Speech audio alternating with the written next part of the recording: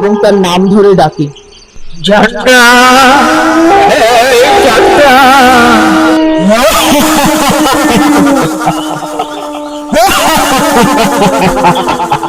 এইভাবেই লোকটা বিকট হাসিতে ফেটে পড়ে। লোকটির পরনে ছিল সাদা ধুতি, গায়ে ছিল সাদা চাদর দিয়ে মোড়া, চোখ মুখ সম্পূর্ণ ঢাকা ওই সাদা চাদরে, পা দুটি যেন শূন্যে ভাসছে।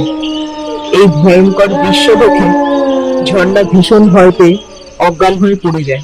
ঝর্ণা বাড়ি ফিরছে না দেখে ওর বাবা ওকে খুঁজতে দোকানের পথে হাঁটতে থাকে। তখন তিনি দেখেন ঝর্ণা নিম গাছের নিচে অজ্ঞান হয়ে পড়ে আছে। তারপর তাকে বাড়ি নিয়ে যায়।